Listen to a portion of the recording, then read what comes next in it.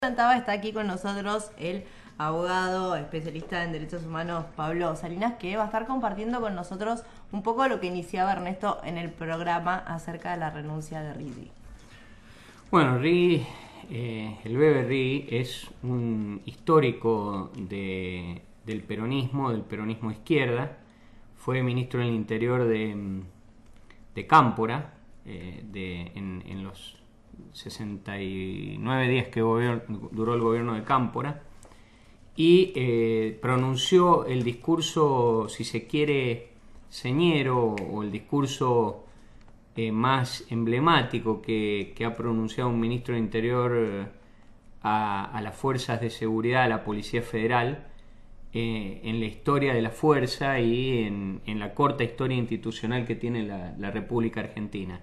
En ese discurso Rigui destacó que quería una policía federal no para reprimir, sino para estar junto al pueblo, para terminar con la picana y con los instrumentos clásicos de represión, para terminar con el gatillo fácil. Un discurso que cualquiera puede leer en internet y que realmente hasta el día de hoy tiene vigencia porque, bueno, sin más, la política que después llevó adelante Néstor Kirchner desde el 2003, ¿no? Reprimir la protesta social. Ahora, ese discurso, Pablo, también explica en parte por qué Cámpora duró 69 días en el gobierno. Claro.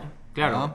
Meterse Sí. con la Policía Federal, con ese discurso además, que iba a ser la práctica habitual, que había sido y que iba a ser la práctica habitual años después, muy poquito tiempo después de eso, ¿no? Sí, lo que entiendo, sí, Ernesto, lo que sí es un poco más complejo. Yo creo que Bonazo, en El presidente que no fue, el libro, un libro muy bueno de Bonazo, si bien hoy no comparto muchas cosas con Bonazo, en ese libro pinta muy bien esa realidad, ¿no? Lo que significó Cámpora en el Claro. poder, la consigna, Cámpora al gobierno, Perón al poder, la implementación del golpe a Cámpora por López Rega, que pone a su yerno Lastiri a cargo del poder, un tipo que tenía como principal virtud coleccionar corbatas, digamos, esta era la virtud de Lastiri.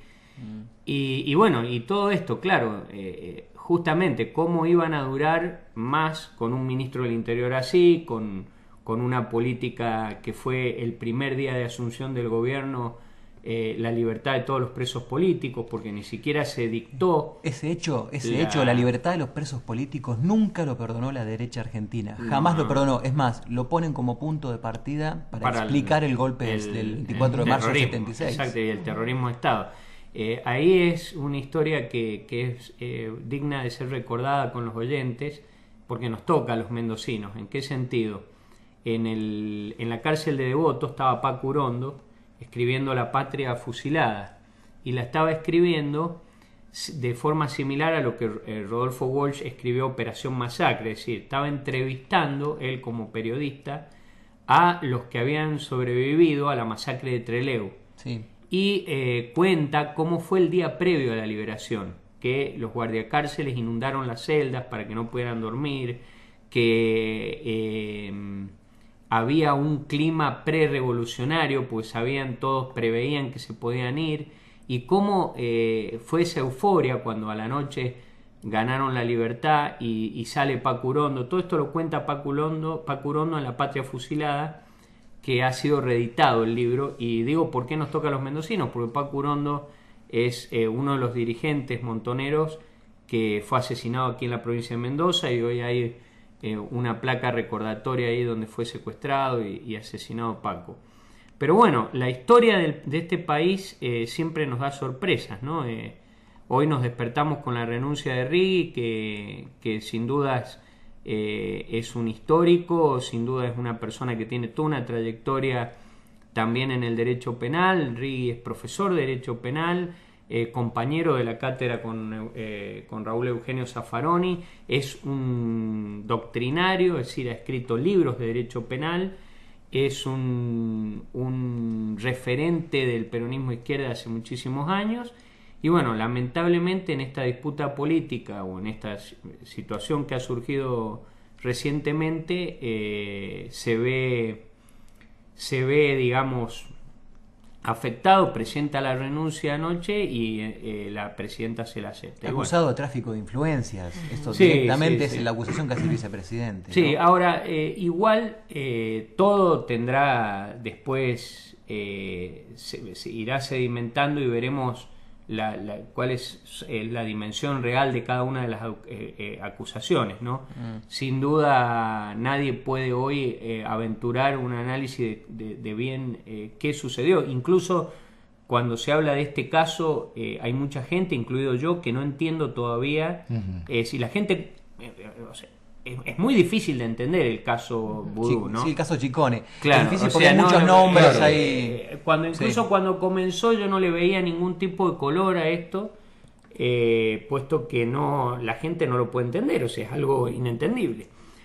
Pero hoy esto ha tenido, digamos, un impacto institucional que va muchísimo más allá, porque entiendo que la línea de la Fiscalía o de la Procuración en cuanto a causa de crímenes contra la humanidad y demás va a seguir. Sí, Me claro. imagino que en el lugar de Rigui habrá que elegir un sucesor que esté a la altura de lo que ha sido la Procuración, porque además hay que decir que Rigui cumplió un papel excepcional, es decir, Rigui también fue el que permitió que en Mendoza, por ejemplo, asumiera el fiscal general Omar Palermo, que se llevaran adelante los procesos contra Miret y Romano.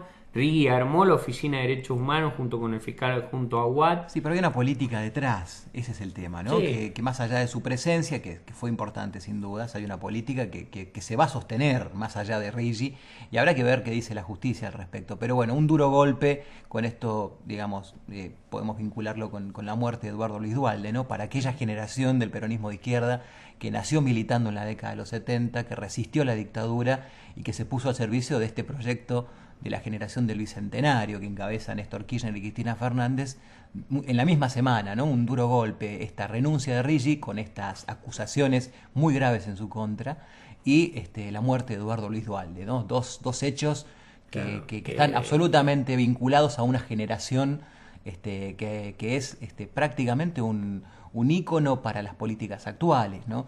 Ese es el dolor un poco... Teniendo en cuenta que Néstor Kirchner reivindicó toda esa generación y le dio un lugar a aquellos que fueron referentes importantes, y yo creo que los dos máximos referentes que habían de lo que había sido el peronismo de izquierda en vida, bueno, Duhalde sí. y Riggi. Bueno, Duhalde entendemos también que va a seguir la misma política. Han sonado algunos nombres en la Secretaría. ¿Se pueden adelantar? Sí, pareciera que podría asumir Martín Fresneda. Martín Fresneda, Ñato Fresneda, dirigente de la agrupación Hijos. Córdoba, hijo de Mercedes Argañarás y de Tomás Fresneda, sí, que claro. Son los dos abogados secuestrados con la participación de otro juez cómplice, Hoff, que todavía no ha sido ni siquiera suspendido en Mar del Plata.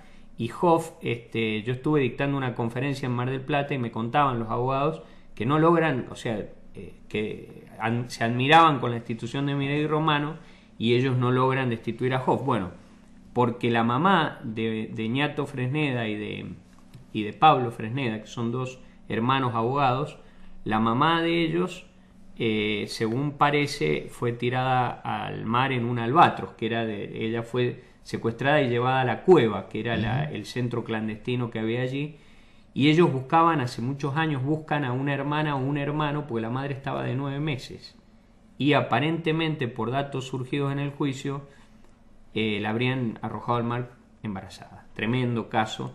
Pero bueno, Martín fue el abogado en los juicios en Córdoba. Militante de Hijos me manifestó a mí que no quería otro juicio más porque no lo resistía psíquicamente.